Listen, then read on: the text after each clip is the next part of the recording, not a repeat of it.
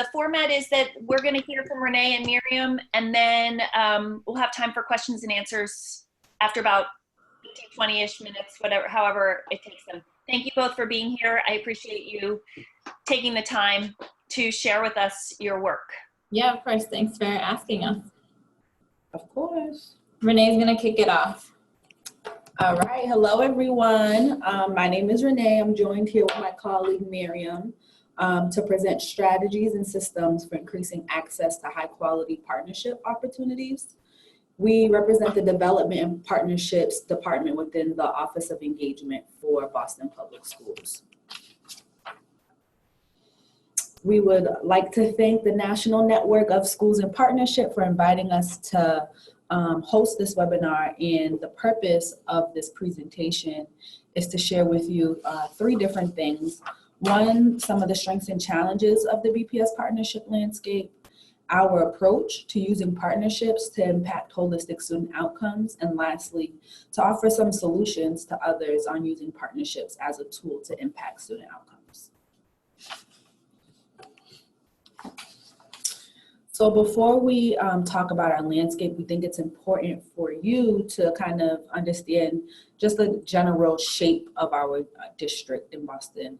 And so we have 125 schools serving about 55,000 students who speak a myriad of languages.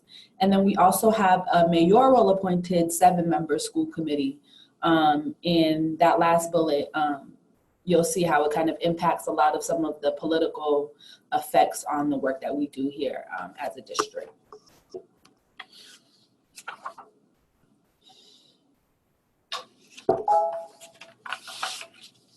So in relation to the large number of students in schools that we serve, we also have a large number of what we call school community partners that work with our schools as well. And we define a school community partner as an organization, group, or coalition that intentionally collaborates with BPS to provide ongoing direct services to BPS students, staff, families, and/or other members of our school community.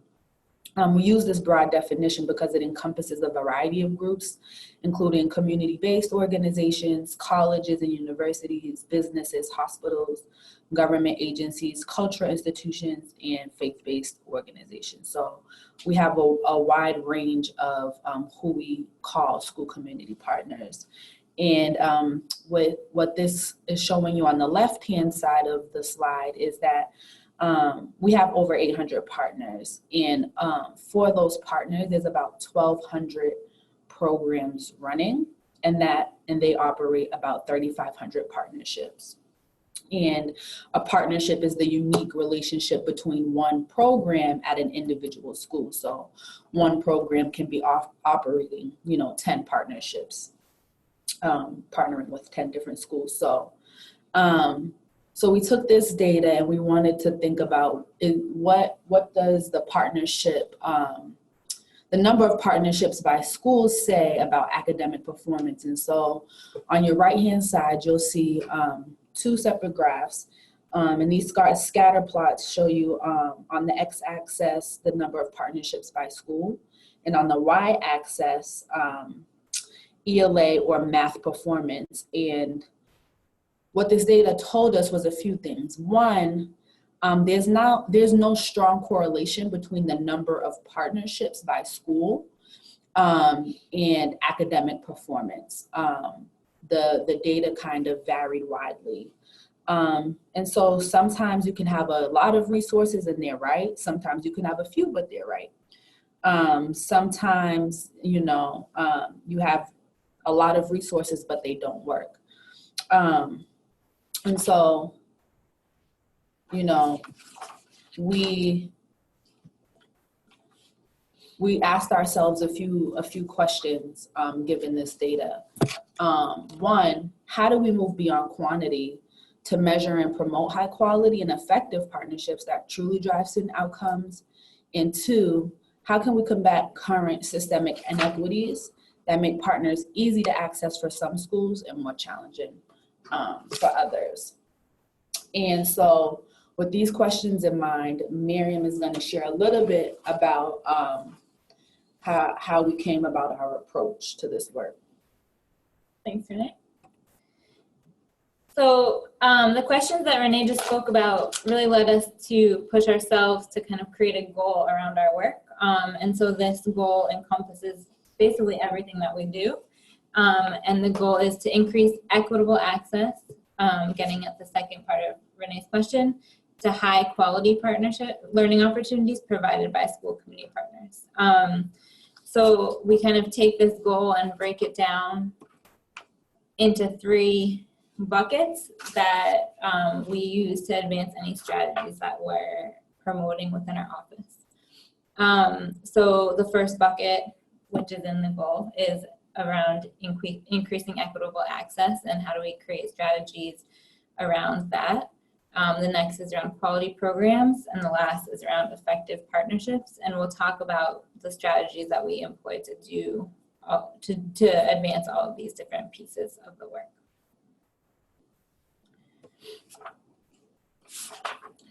So when we think about equitable access, we think about a few different things. The first thing is just making sure that the district and our stakeholders, so students, families, schools, are aware of the opportunities that are presented by partners within BPS.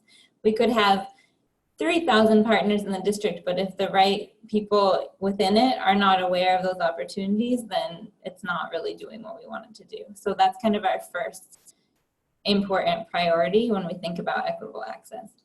And then the next is that people actually are able to access the programming provided by partners and that the right people are able to access it. So I think going back to the background slide that Renee presented about BPS, it does go back to that mayoral appointed school committee a bit, because we have our city is very political, and oftentimes decisions are driven by who knows who knows the mayor, who knows, you know, the school committee members, whoever it is, and we're really the politics are changing, and we're really pushing from that level and from our level to make sure that we are thinking more strategically about how to give people access, and so that it isn't just based on relationships, it's based on equity and who needs the relationships or the partnerships the most. And that's something that we're working on, and also our city in general is working on for sure.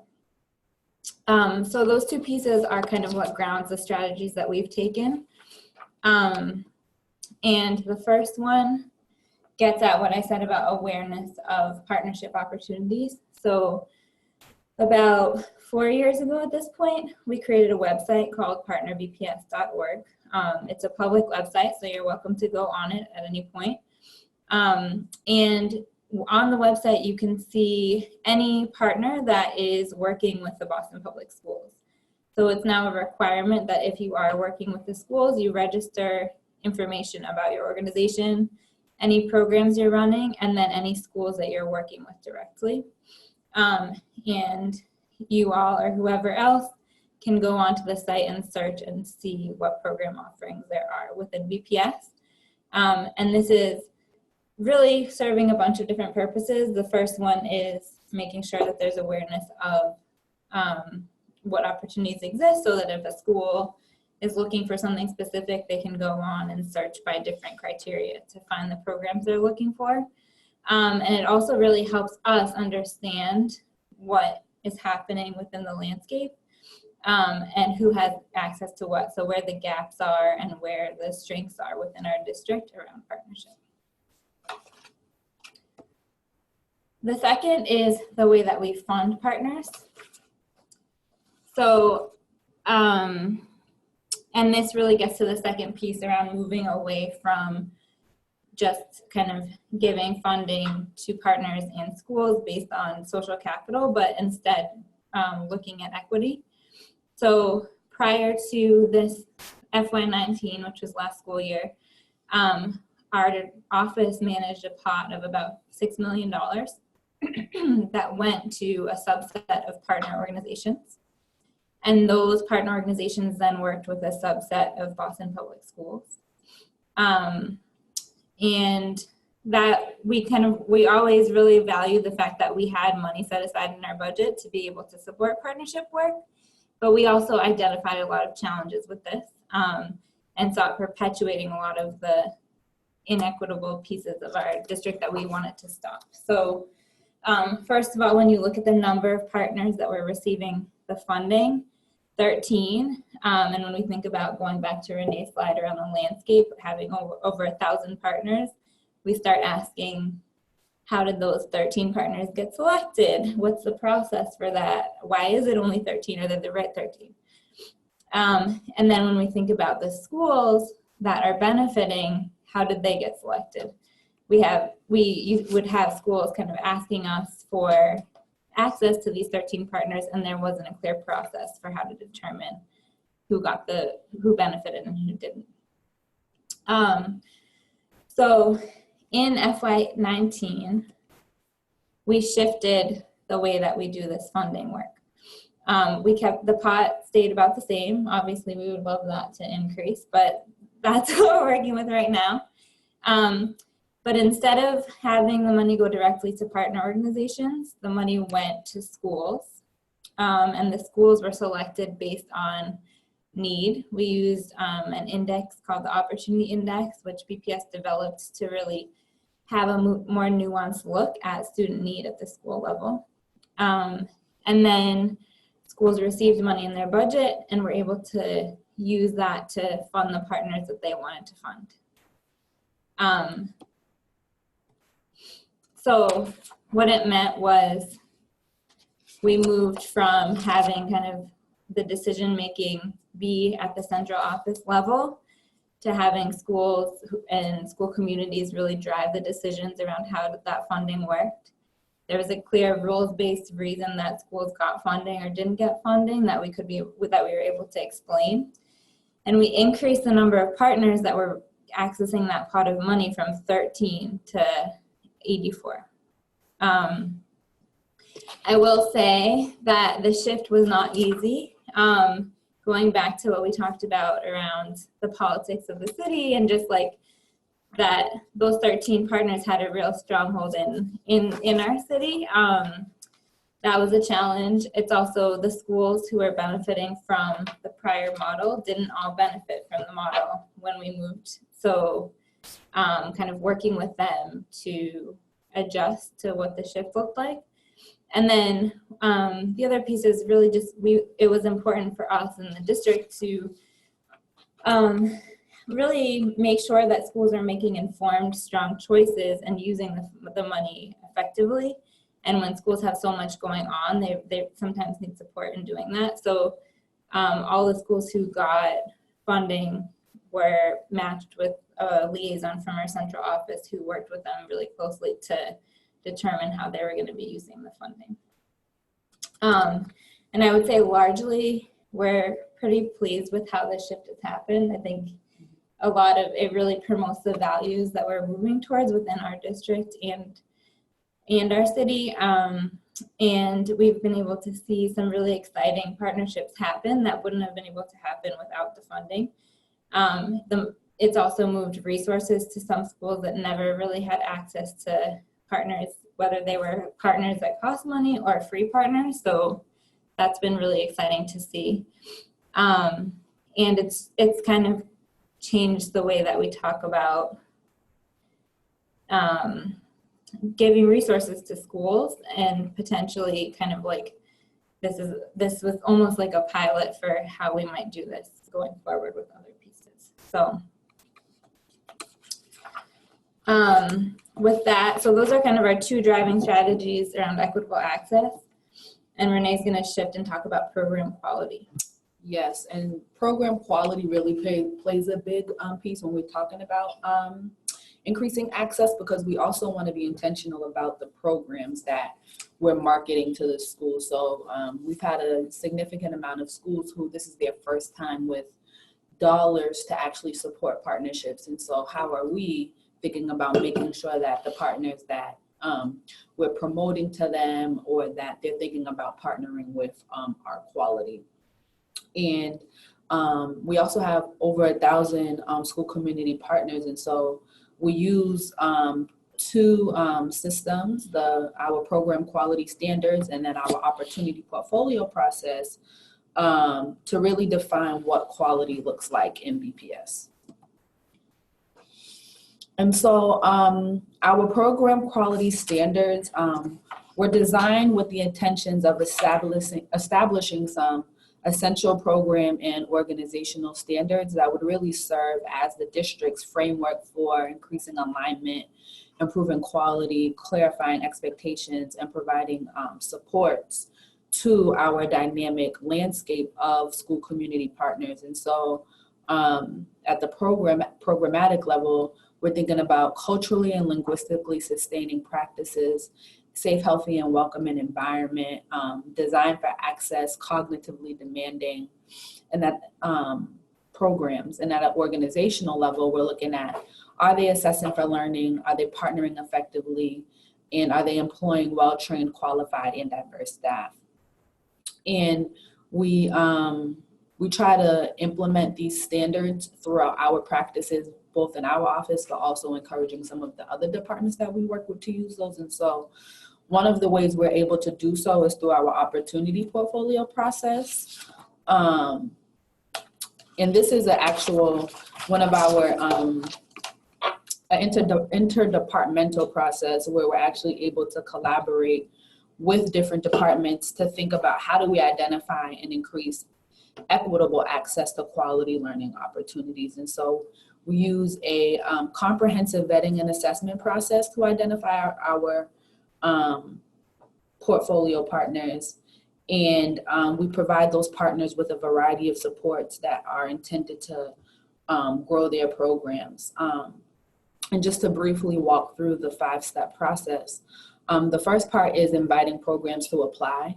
And we really have tried to be intentional in engaging the right program. So in Boston, we have, I think, like one nonprofit partner per like 10 square foot. And so there's a lot of nonprofit partners. And so we want to be intentional depending on what portfolio we are executing to make sure the right programs are there. And so that takes a lot of development and research and outreach to make sure that we're inviting the right programs to apply. And the second step is vetting and assessing those partners. And so using our program quality standards, and then depending on which department we're collaborating with, we develop what that vetting and assessment process looks like. So for example, we partner with our expanded learning time department to do a 5th quarter portfolio every year. What quality looks like for our summer programs may be just a little bit different than what quality looks like for our STEM and literacy partners. We're actually doing a STEM and literacy portfolio now as well. So this second part of this process is also an opportunity for us to get specific about what quality looks like for specific subsets of partners. Using those standards, we then select our portfolio programs, and we engage a lot of our community members in the selection process. So we use departments within BPS, students, alumni to review those portfolio applications and help us inform that selection process. The partners that are selected are then we work with them to grow their programs and make sure that they have the tools they need to be successful within our schools. And then lastly, we work with them to report results. And so Miriam mentioned the partnership fund earlier.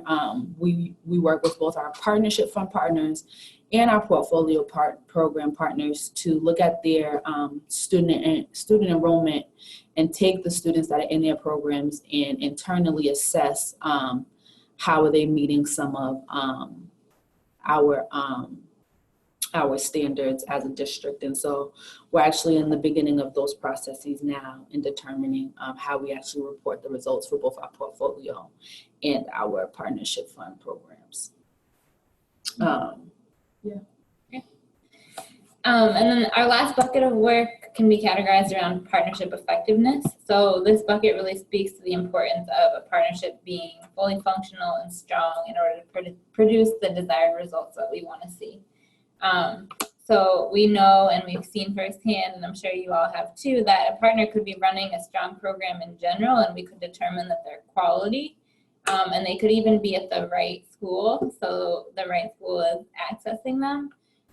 But if the relationship between that partner and the school is not strong, then we're not going to see the outcomes we want to see. So this is a really important bucket of work for us. And similarly to the quality standards, we have kind of boiled down effectiveness into these 5 different elements of effective partnerships. And we really use this to ground our work around this bucket. So we use this to ground our work around professional development to partners and to school-based staff, and then also when we're creating tools to support both parties in the partnership around their work as well. One thing we did for the first time last year was we created a partnership learning network. And this really was driven from a few different pieces. A big piece was because we were giving so much funding to schools directly around partnership, we wanted to make sure that we were supporting them in the effective partnership piece. So we invited school-based staff to come together. Last year we did 4 sessions around kind of how do we assess what effective partnership looks like and where schools are at in terms of their partnership practices, and then worked with them throughout the year to really develop their skills in different areas. Next year, we're going to be expanding it, so we'll have a lot more sessions, which is exciting, and think about some of the other ways that we can work with the school-based staff to increase their effectiveness. So that's basically, those are the strategies that we decided to talk about today. In these different buckets, I think we're happy to answer any questions that you have about anything that we talked about, or any things that we didn't talk about, if you'd like to ask questions about that. So yeah, we'll just open it up at this point to you all for your thoughts and questions.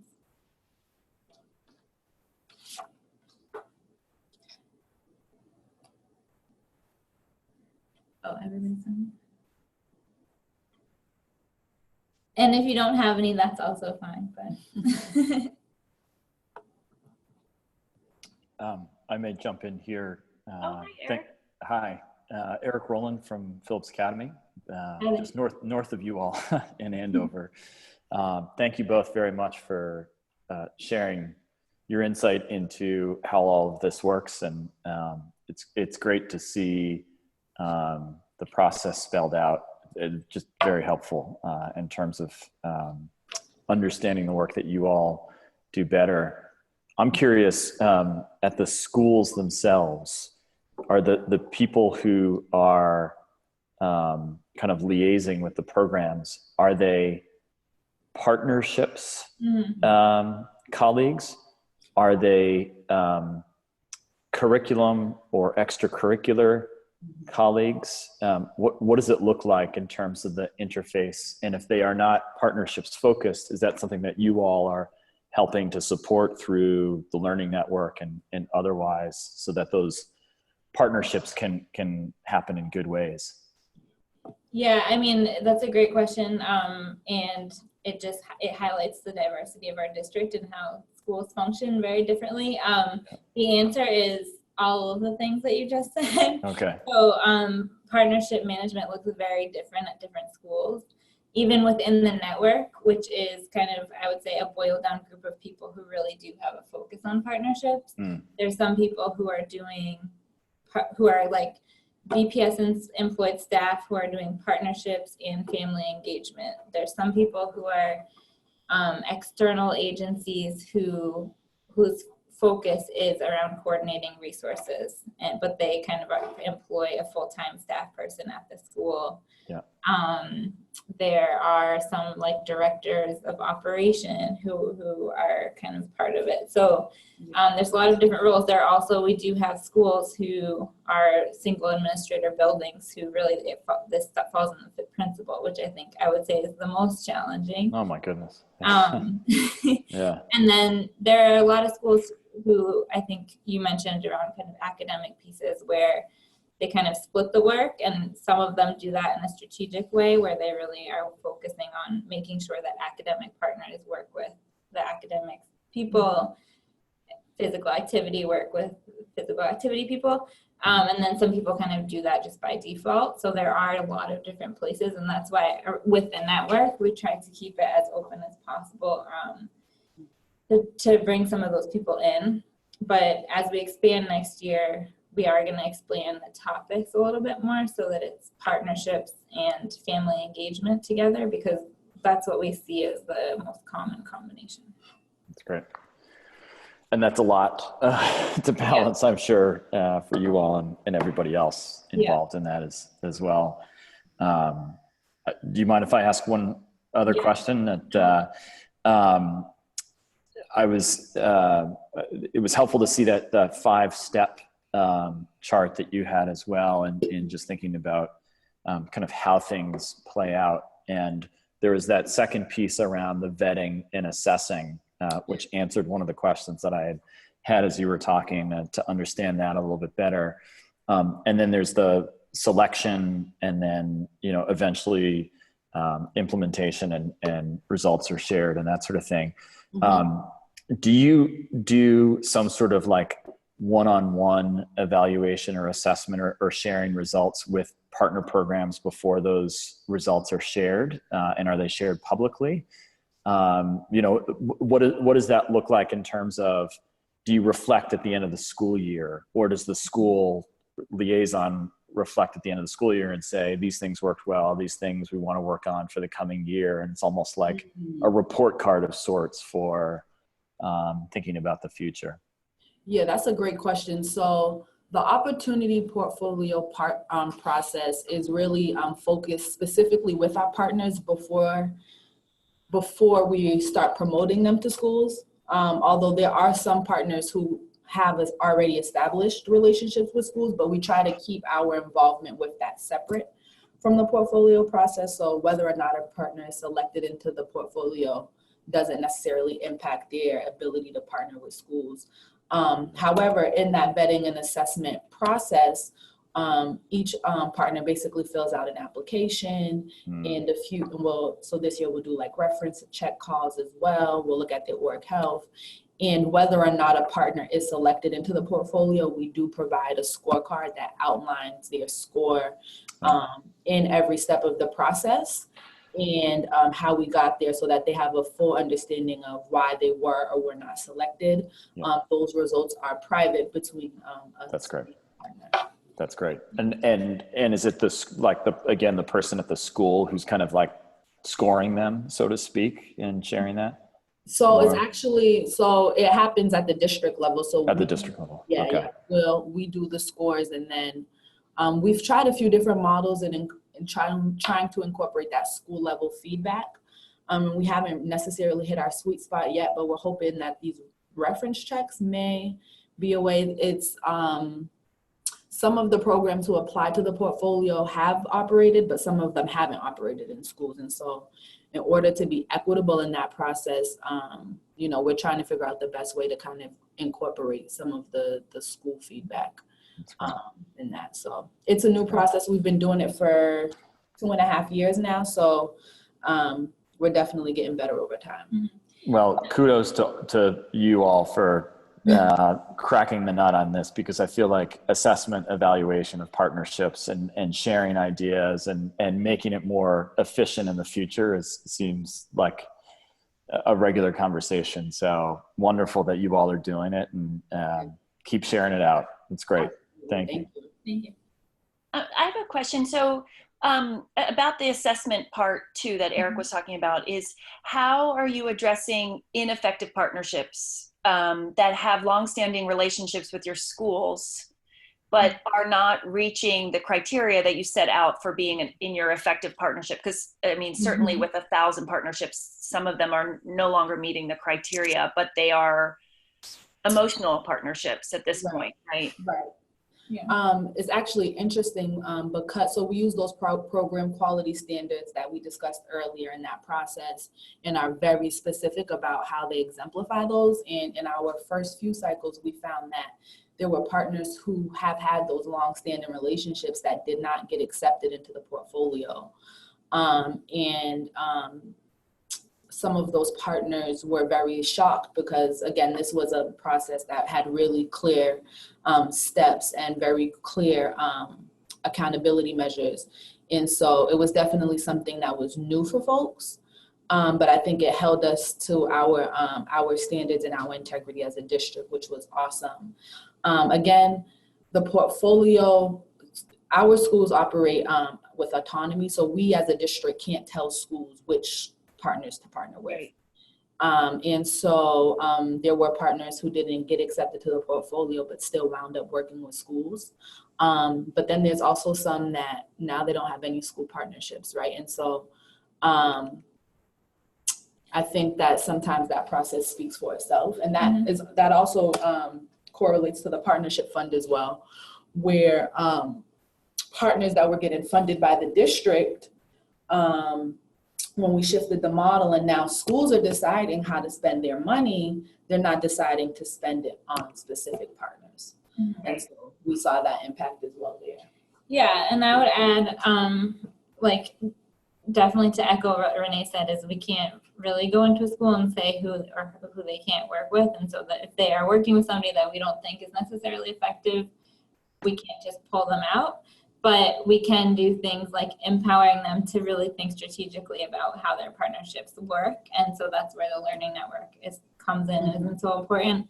And then with the partnership fund, that's why it was so important to us that we were really working one-on-one with each school to help them think about how they're making their decisions. And then on the partner side too, we've been a lot more communicative with partners around what they need to be successful as partners within BPS. So we put out a guide in June that kind of walks through all the different processes, some of them very bureaucratic, some of them more around quality standards, but that they need to follow in order to be in kind of good standing with BPS. And then this process, I think for the portfolio, even the partners that don't get selected are able to see like what we're looking for when we say these are the partners we're promoting. So it's kind of a multi-pronged strategy of really showing what the standard is rather than kind of pulling out the partners that we don't meet. The other thing is people have such subjective definitions of what's effective or not effective. And so that's why we kind of move towards saying like, okay, well, how do you define what's effective and how do you define what's high quality so that we can really set the bar, because it's not really fair to the partner either if we're just kind of like, somebody had a bad interaction with somebody else and now we're saying they're a bad partner. It's a lot more fair if we're actually able to say like, this is what we're expecting from you. And so when you went from the 13 funded programs to 84, I think was the number, how did that correlate with numbers of schools that got increased funding? The number of schools was actually pretty similar in both cases. The shift was there were certain partners who had been getting a significant amount of money that didn't. There are also some partners who got a significant amount of money before that still get a significant amount of money. And a lot of smaller partnerships that formed, that maybe one school was giving a few $1,000s for funding that they hadn't before. Are there any other questions? Any other questions? I love this. This is huge. I mean, I'm looking at the people who are part of this call, and we're not talking about entire school systems. So taking away the standards of assessment and clear definition of what an effective partnership is and vetting partners is applicable to one school or to 100 schools. Right. And really hold you accountable to make sure that you're reaching your own, mission-oriented goals. Yeah.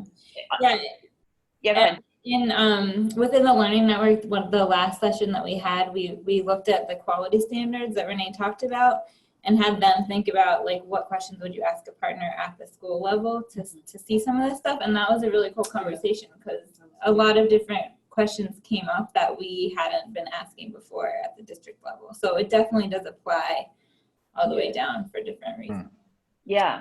Well, and it gives you tangible talking points to engage with your partner about, well, what are our articulated goals together, right? And what are our outcomes? And it's easier than just walking into an office and saying, hey, we need to talk about this. It's like, here are these standards that we need to abide by in Boston Public Schools. And we found that even different departments have found it valuable for us to have this process. And so right now we're doing a portfolio with our STEM partners, because it's been very difficult. How do we identify which partners in STEM to work with? We have a big grant from like GE, and it's been, you know, mostly informed by GE, but then how do we as a district inform that? And so using this portfolio process, we've actually been able to be a lot more specific even to some of our external funders in terms of how we look at quality as a district too. So what are the goals what are the outcomes you all as an office are hoping to achieve? I know that the original scattergram was about math and language arts achievement, or was it DLA? I can't remember what the number was that you were. So what are you all as an office tracking with this new program? Yeah, so we actually aligned our outcomes and indicators kind of with our 3-pronged process. So partnership, effectiveness, program quality. So we're looking also at like culturally and linguistically sustaining processes. We have, so looking at college and career readiness, some MCAS and academic achievement data, some just demographic data, just so we have an understanding of the landscape. We'll see how this initial report goes, just because there's such a range of partnerships, right? They serve from K to 12. Some of them are PD partners. Some of them, so they serve teachers. Some of them serve students. Right. So, but for the most part, our first report will look at some of the demographic data and some of the baseline academic data that we have access to as a district. So standardized test scores, and kind of doing like a comparison from folks that are in our students that were served by our portfolio and partnership fund partners versus like the general population, to see if there's a, you know, what the comparison is, and go from there. I have a couple of questions about your office. How long has it existed, and how big is it?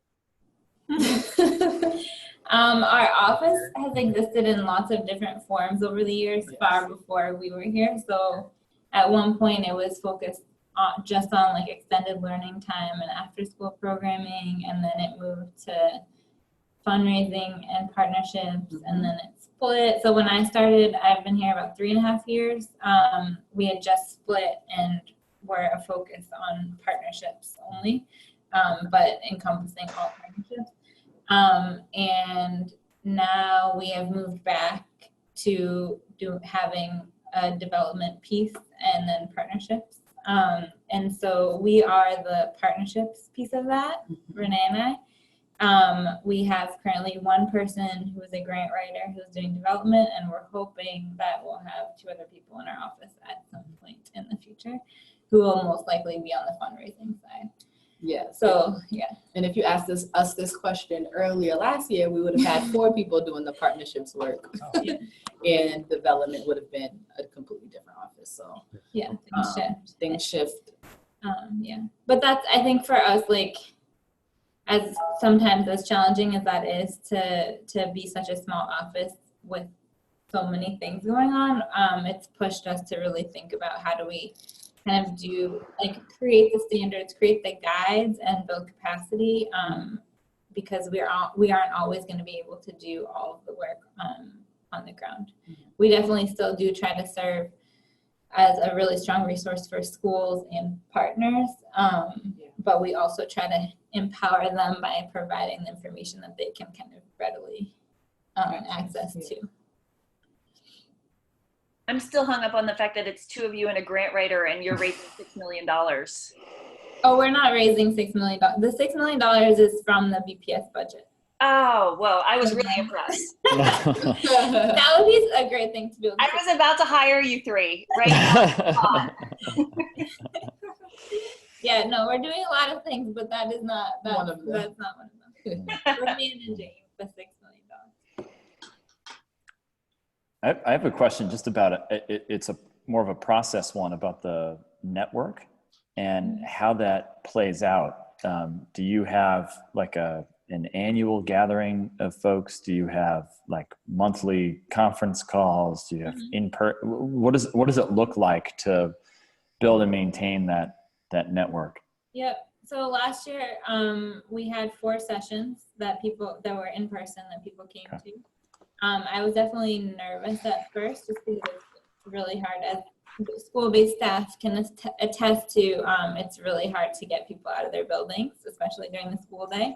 And we were pleasantly surprised by how many people ended up showing up. So I would say we had a solid like 15 at each session, which is pretty good compared to other things that we've run in the past. I think people were really excited because the positions vary so much and they have really no interaction with each other unless it's kind of self-directed. People were just really excited to connect and share best practices. So that's what we did last year. This year, and last year we really did it. We ran it internally with our own team. This year, we're trying to be more collaborative with other departments who are potentially working with some of the same people who are in this network. And so that's why we're expanding it to family engagement and trying to think more holistically about how to run the network. Part of that is because I'm going on maternity leave at the end of this month, but it's also a really strong opportunity for us to kind of incorporate the different pieces. That's great. Congratulations. Yes, indeed. I had another process question too. In your work on all of this, how much of it was like an internally focused sort of what we need, creating our own systems, responding to, what's local, and how much it was informed by sort of best practices, things you've, experienced or learned from other districts and that kind of stuff? I'm just curious about that mix. Most of it was informed. Yeah, neither of us were here for some of the base of it. We definitely have been here more for the implementation. Gotcha. But in terms of the standards, those are definitely have been informed by a lot of different research base of what other districts and other practices are. And I think the partnership fund, I actually don't know. I think that was more informed by like this whatever we're doing now doesn't make sense. So we have to do something different. But I could be wrong about that one. I actually don't know. Yeah, John created. And I think the portfolio process was informed kind of by what works within our district as well. And I think we got a lot of feedback on like the rubric and some of the like application questions were research driven though. And that also started, the kind of thought behind that started back when we were an office around development and partnerships. So it also was kind of rooted in like, how do we make potential asks for a certain partner? We've kind of moved away from that and tried to separate that process from funding, but that's another piece of it where it started. Are you tracking at all how this new process might increase your funding from your partners and their contribution back to schools? That's an interesting. We just started this year asking them about how much, about their budget and also the philanthropic dollars that they're bringing in. So that might be able to inform some pieces of it. We're also tracking, like, of the funded partners within the district, how many are portfolio, and our goal is to increase that number. But that's we should think about that one more. I know that there are definitely partners who have asked if they can use it in grants and like put it on their website and things like that, which is something that we want to see happen. But it's just a lot to track. I mean, you're talking about 1,000 partners. Yeah, the website that we talked about, Partner BPS.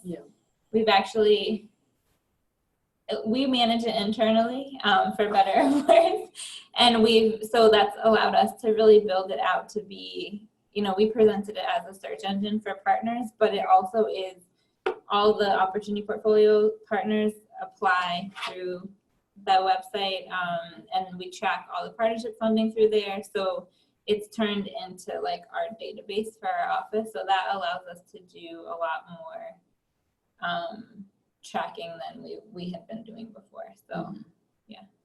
It's great. As a really silly plug, our NNSP conference, which is how I met Miriam and Renee last year. This year, we're doing a pre-conference about data and assessment on impact of partnership. It'll be on Sunday.